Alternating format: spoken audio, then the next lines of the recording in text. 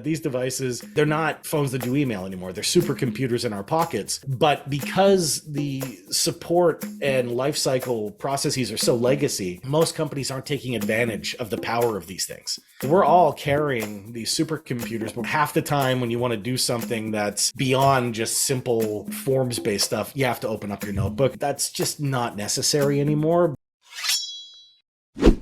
Welcome to Business Ninjas, brought to you by WriteForMe, where you'll hear from business leaders who are out there growing their business and slaying it every day.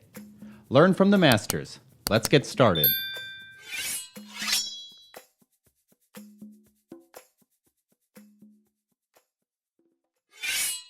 Hi, and welcome to another episode of Business Ninjas. I'm here today with David Kinlough, head of the Solution Business Division at Samsung SDS America. David, how are you today? Really good, Andrew. Thanks for having me. My pleasure. I appreciate you spending some time with us on Business Ninjas. Please tell us a little bit about yourself and about Samsung SDS America. Sure. So I've been working for quite a long time. I think I got my first job at 14 selling computers in a mall. I've been in mobility for probably about 20 years at this point. So I've worked for a lot of different types of companies. I've worked for cellular network providers. I've worked for OEMs, both Samsung, but also, purpose-built devices for port facilities and warehouses and stuff like that. So I've seen a lot of different companies and a lot of different applications for enterprise mobility. I've worked for software providers. I've had a couple of startups, and I've also worked for service providers that provide like managed services to customers to manage those fleets. So yeah, I've been with Samsung SDS for about 6 years now. I was brought in to start a MMS or Managed Mobility Services organization because Samsung SDS is a very large company. I'll get into that in a sec, but primarily in the US for our external business, we're also a distributor of devices to resellers. So we wanted to have services for ISVs and for, smaller companies that don't necessarily have the infrastructure to help them deploy these devices and support them for their customers. So I started there and just kind of worked my way up. And now I head up the sales organization for the Solution Business Division over here. And, got about 14 people underneath me. Our entire division is coming up on about 70 people. So we're growing like crazy. It's 100 million plus, annual organization. And, again, we're growing at about a 20 to 30% per year clip. Samsung SDS is, it's one of those companies where, Samsung is this huge brand. Half the time I tell people I work for Samsung and they're like, oh, I got a fridge. It's like, different part.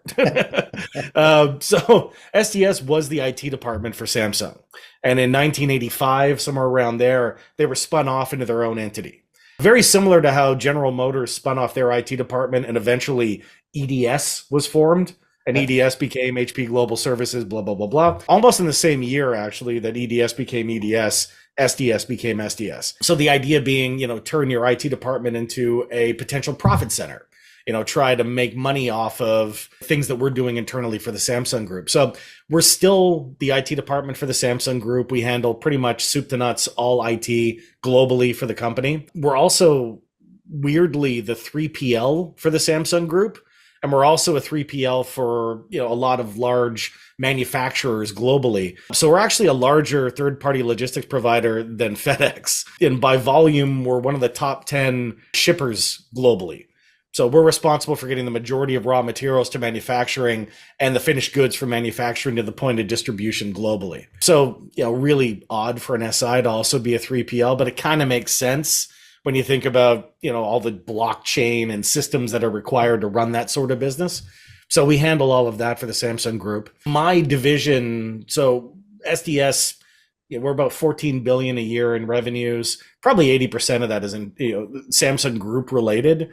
We're trying to really expand externally. And in the US, we have the Solution Business Division, which focuses 100% externally, where we work with governments and large enterprise and regulated customers, the military. We work with our cousins at Samsung Electronics to come up with complete solutions for complex problems. So in the US, for example, if you've ever seen a soldier, a picture of a soldier that has a phone that flips down on their plate carrier, that's a Samsung. It's called a tactical edition. And the software load that's on those devices was designed almost 100% by Samsung SDS. So we work with those sorts of things, like militaries and healthcare organizations, helping, large medical device manufacturers and hospital networks to, have mobile capabilities, and then just basically large enterprise in general. And it could be anything from application development to helping them manage their devices more effectively. That's a ton of responsibility for you described about 70 employees. So you're responsible for all of Samsung's IT, 3PL, and you're trying to be profitable to the public sector. That's a lot. So the 70 is just the external business. Samsung SDSA is, hundreds of employees. So we have people in mostly in most of the offices for Samsung globally. So the help desk and, people that are physically, plugging wires into servers and, managing cloud infrastructure, stuff like that. That's all the internal part of our business, which is a huge part of it. But external business wise, 100 plus million, it's 70 people, and most of those are developers actually. And in terms of the verticals you service, you described the military and healthcare. Any other sectors that your tech applies to? Yeah, so the government-wise, we built the first common criteria certified EMM ever. So we have an EMM that's called on-prem EMM that's designed for, really regulated or high security environments.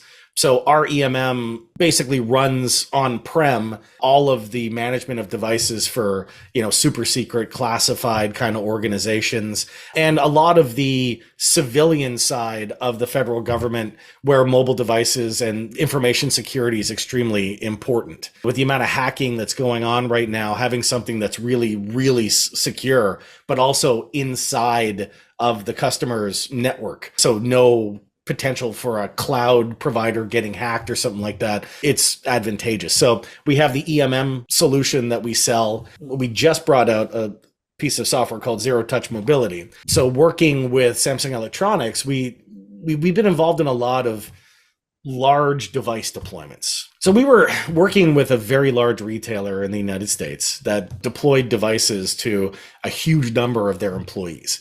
And the one thing that was a big, you can imagine deploying a huge amount of devices is a big, big lift. The big issue they had, though, was device loss, because the devices, once they were in the hands of the end user, the inventory and the processes, it was very hard to reclaim that device. Mostly because they were using a reseller and an MSP, so managed services provider, to, procure the devices and deploy them. And they did staging and kitting and made sure the device was ready to go when it got to the employee. But they were using a system that wasn't integrated with the customer's enterprise mobility management platform. And then that platform itself, which manages all the devices, secures them, wipes them, does all that stuff, was not integrated with the customer's IT support and asset management platform.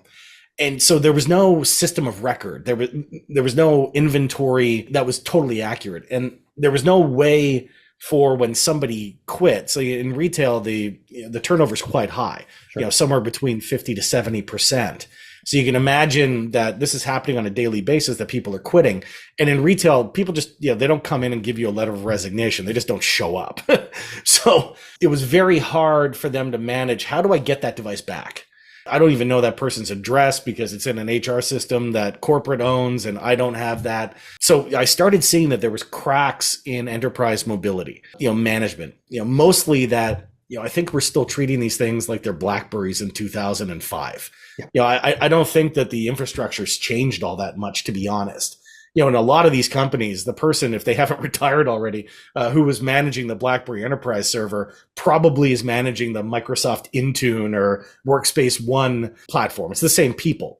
The MSP that was deploying the BlackBerries is probably the one that's deploying the, Samsung Galaxy devices or the Apple iPhones. Nothing's much has changed. The only thing that has changed, though, is that, these things aren't a phone that does email anymore. Oh, no. Sorry, blurred background. The only thing that hasn't changed, though, is that these devices, they're not phones that do email anymore. They're supercomputers in our pockets. Yep. But because the support and lifecycle processes are so legacy, I think that most companies aren't taking advantage of the power of these things. They're still treating them like a phone that does email. Maybe they've got a Concur app on there or a Salesforce app on there, but the odds of them having any sort of like custom application or full cloud access is very low, mostly because the support burden is so high. Like right now, people are running around with their hair on fire just trying to keep email working. And that's stopping them from taking the next step, which is really making these devices the primary mission critical device that they should be. Like we're all carrying these supercomputers, but we're also carrying a notebook more than likely. And half the time when you want to do something that's beyond just simple, like forms-based stuff, you have to open up your notebook because that's the only way you can get to the data that you need. And really, that's just not necessary anymore, but that's where we are. So we look at mobile and we see that digital transformation basically forgot about it. It's that one asset where it's almost always managed by some external firm, be it a telecom expense management provider or a managed services provider. It's not centrally managed by the customer. I'd say 75% of customers have, at best, a simple inventory of their devices inside of like ServiceNow or something like that. Almost all of it is inside of some external system that's run by another company. So, saw all these issues, saw all the siloed stuff and decided, there's got to be a better way. And ServiceNow seemed like a good wagon to hitch our horse to. And, my global CEO, I pitched this idea having come off of that, large deployment to my CEO. My CEO pitched it to our global CEO, and our global CEO just happened to be meeting with Bill McDermott, who's the CEO of ServiceNow, a couple of days later.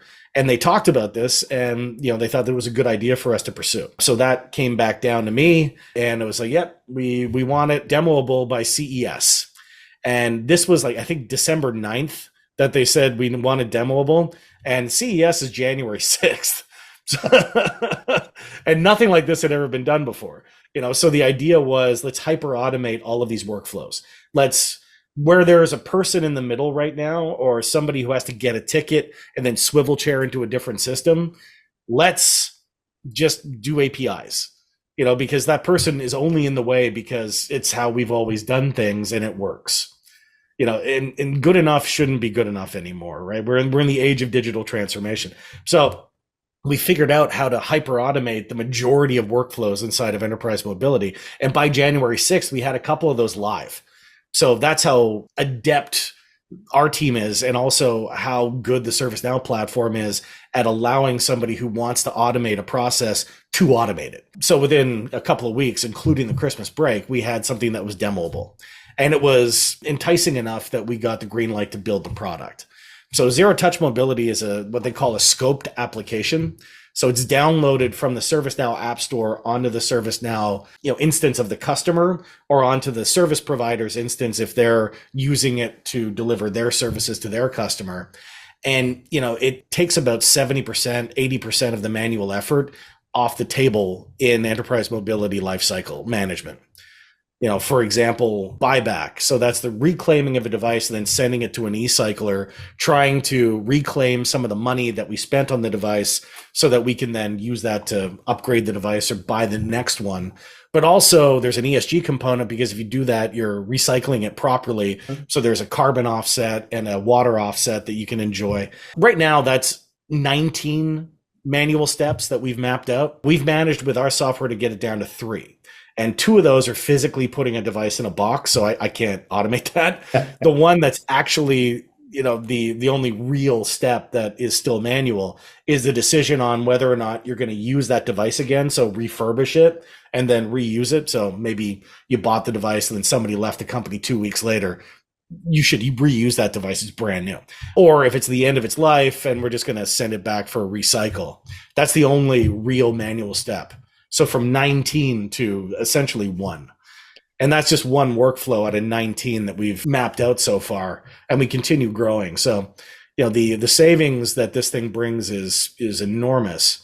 And it's really just, looking at a segment in a different way. Sure.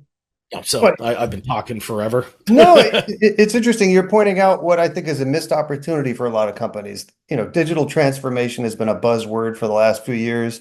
Companies are Yep. growing and scaling through acquisition and mergers. So now you got to level the playing field because there's different legacy systems all over the world.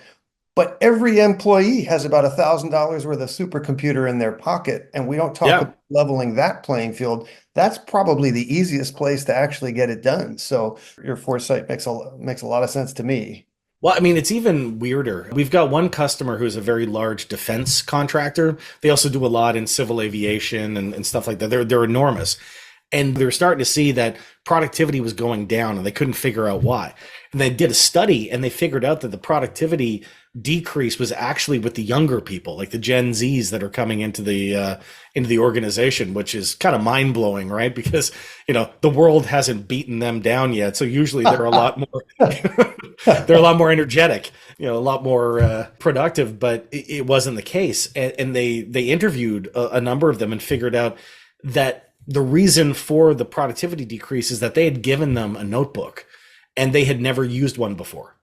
They had no idea how to use Windows or Mac OS. They'd gone their entire formative educational careers using a tablet or a smartphone. Yep. And they were used to applications that were designed for mobile, which are, really, really efficient. They're touch screen. There's not a lot of fat on a mobile application on purpose. And then all of a sudden they're coming into the workforce and they're handing them a Windows device and saying, well, okay, you got to print out this contract on the Xerox DocuCenter over there and then sign it and scan it and then attach it to an email. And they're like, what? So that customer had to, made the decision to go mobile first. And so they got rid of all of their notebooks, or they let the older people, like us, be able to continue using a notebook.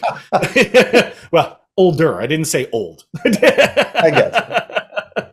But they let people like me keep their notebook. But for the younger people, they were given the option: look, just go tablet, or they were using Samsung devices that have something called DeX, which is desktop experience. So when you can hook a Samsung phone up to a monitor and a keyboard and a mouse, and it gives it very much like a desktop experience. So now they just had these little hoteling things where they can go in, do their work, unplug, but then keep on using it as a mobile device.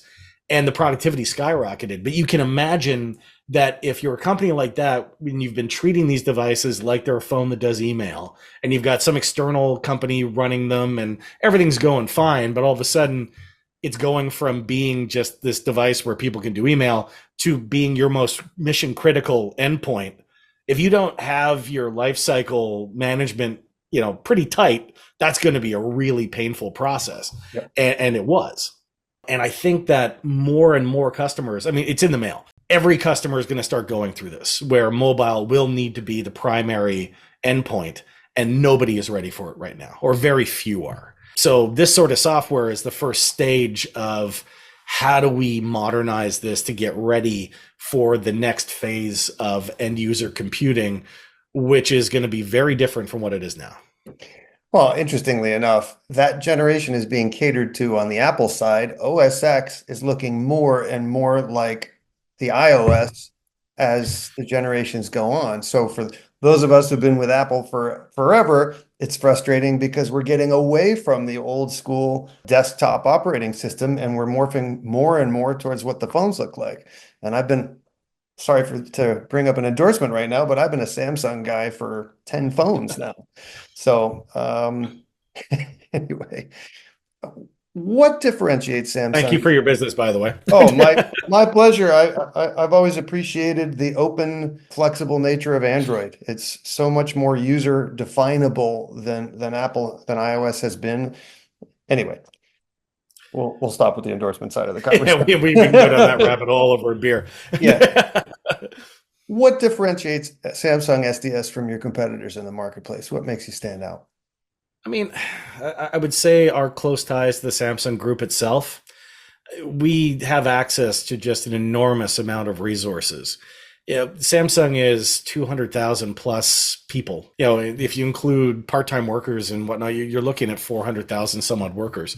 So we have access to, and we are in so many different businesses that We have experience that is beyond what our competitors can offer. Also, because we're the IT department for Samsung, specifically on an enterprise mobility level, we have access to stuff that most people don't. We make a lot of the Knox products. Yep. So with this solution, APIs needed to be changed in order to do this. Like no one had thought about doing automation at this level. They didn't think it was possible. So, going to the teams that make the Knox products and saying, hey, can you change this API? And they can. If I was doing this as a startup, they would have told me to go pound sand, right? So having the backing of this huge organization and group around us, I think gives us a very unique capability. With zero touch mobility, we were talking to ServiceNow, and we now have such a strategic relationship with ServiceNow that they've given us access to their source code. It's the first time that they've ever allowed their IP to be integrated with an externally developed module.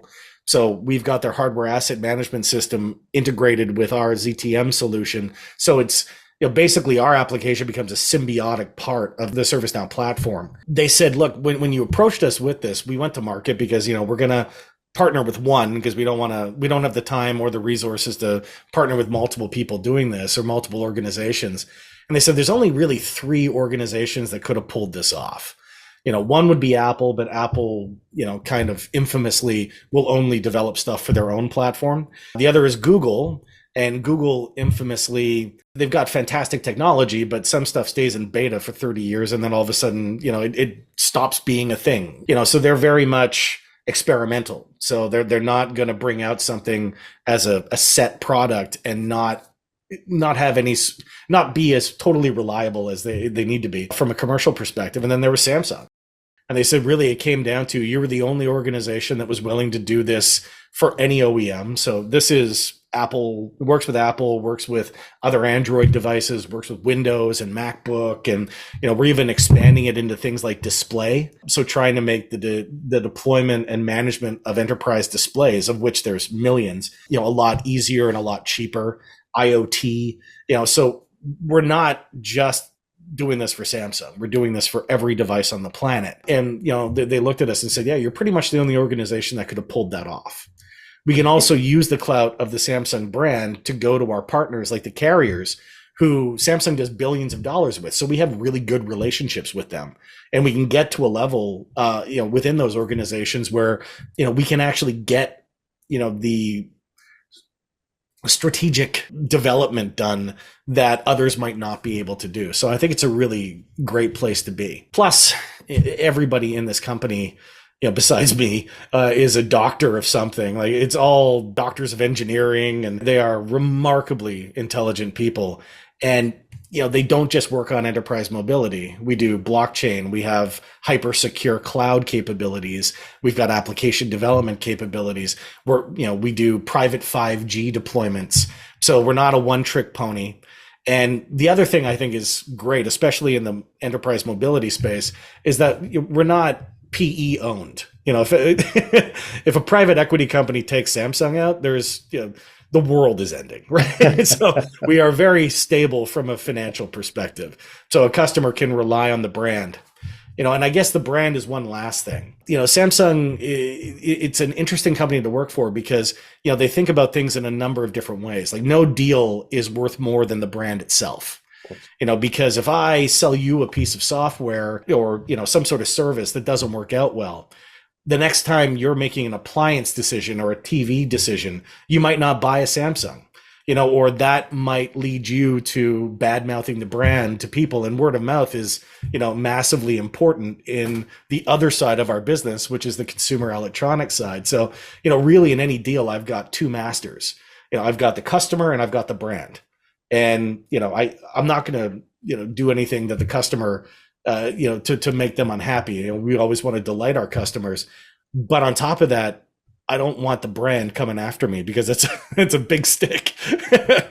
Hey, it's impressive that a company of this magnitude is agile enough to develop and come to market quickly with state-of-the-art things and do it well, and to have that through line of customer service and quality from the consumer end to the high-end electronics and computing end. It's impressive.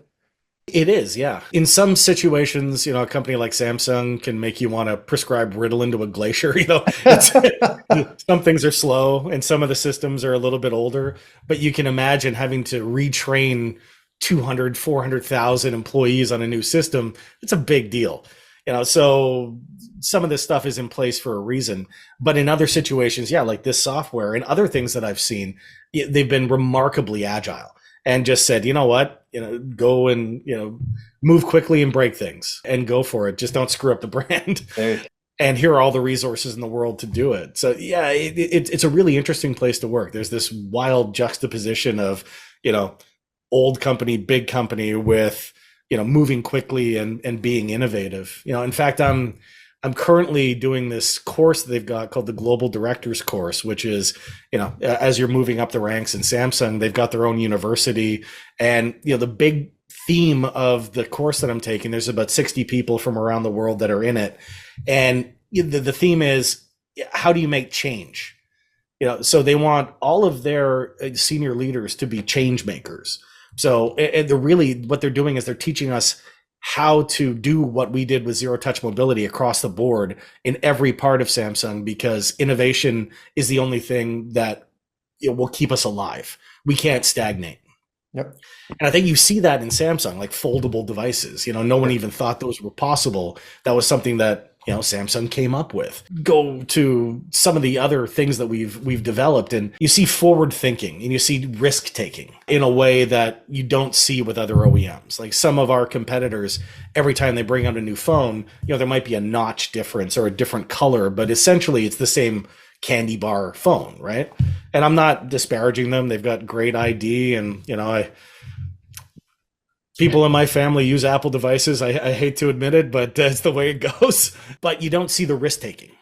So Samsung really is a place where you would expect it to be very conservative, and it's not. And it makes it very, very interesting to work for. And, it's always fun. It's an interesting time every day, because there's never a day that goes by where the same thing happens twice. All right, let's switch gears a little bit. Tell me what role content has played in the growth of Samsung SDS America. I mean, when I got here, we were the biggest IT company that no one had ever heard of. Most of that is because the majority of our business comes from the internal Samsung group. And, there's no point in putting billboards out when you're their IT department. And in Korea, we're such a well-known brand. We're in the number one SI in Korea and one of the biggest in Asia Pac. It wasn't really necessary to have aggressive marketing, but in a market like the US or in Europe, it's less, right? We're not the 1,000-pound gorilla in the US. We are one of them, but you've got other large SIs that have a lot of thought leadership and very, very tight and aggressive content creation and dissemination organizations. So we didn't have that when I first started. And then as we've come up with solutions like this, as we've grown our external business, the role of marketing and content has been really, really growing. So now you see us putting out videos, you see us doing podcasts like this, coming up with ebooks. I wrote an ebook, I never thought I'd ever do that, right? So wrote an ebook. We do blogs. We do, constantly we're trying to put content out there to, show our thought leadership. And more, it's getting more important, because it's a very saturated market, from a messaging perspective. So how do you differentiate? How do you get on somebody's radar? It's not like the old days where you went through your Filofax and, got the Rolodex out and then went to somebody's card and called them, because they're getting 1 million calls a day. Phone calls don't work anymore, or very rarely work. And emails don't really work anymore either, because they're spam. You really have to be a thought leader so that you can inspire a customer to want to talk to you. Or want to learn more about what you do. And content has become extremely important for that. So now we're growing our team, we're hiring for content creators and content managers. And, again, when I started, our marketing department was one person. Now we've got 4 or 5, and that's just for this, smaller organization. So yeah, it's extremely important. It's also really difficult. Because when you've got a small team, me writing an ebook, that took me forever, because I'm not a professional author, and I I pride myself on being a bit of a stickler for details. So I'll agonize over, content forever, just trying to make it work. And in reality, that's good for some of the stuff, but really you just need to get content out there. You need to be ranked higher. You need to be in people's face a lot. So as long as the quality of the content, it's not garbage, you really do need to be putting out a lot of content quickly. And with a small team, we just haven't been able to do that. That's why, your solution is really interesting, because I think the quality of what it puts out is very high, and the ease of use and the speed at which you can get content out there is incredible. So yeah, I mean, kudos. We have just given each other endorsements in this podcast. There was no preconception there, ladies and gentlemen. No, there was. Yeah. Yeah. Hey. Your fruit basket is on the way. Look down the road a year from now. What are some things you'd like to be celebrating personally and professionally? Well, I mean, my daughter goes to high school this year. So, I want to be celebrating her success in transitioning to that new environment. My sons are getting older. They're going into hockey for the first time. So would love to be celebrating some wins with them and just, having them enjoy that whole experience of being on a team. Professionally, I'm on an upward trajectory, I think, so hopefully, we make the numbers that we're looking like we're going to make this year, and things go the way I think they're going to go. A little bit of a bump in title, perhaps, or an expansion of the team. But really, what I want to see is this zero touch mobility solution, go from being a new product that might seem a little bit niche to being really mainstream. And with that, we're going to have to expand our team and, really get out there. I want to see a bunch of very large customers and even small and medium customers. And I really want to see, I'm hoping like heck, and I think it's true, it's going to happen, that it was a good idea and that the value that we believe is there is really there. With the customers that have it deployed, they're over the moon, and we've been seeing really good results. And we're about to release a brand new version of this that has 80% more functionality. So just getting that out in the world and seeing what happens with it, I'm really interested in seeing how that performs. Excellent. Please tell us, what's your URL? Where can people find Samsung SDS America, and what social media outlets are you using as well? So we're very, very active on LinkedIn. So you can go onto LinkedIn and onto YouTube. We've got a bunch of videos on YouTube.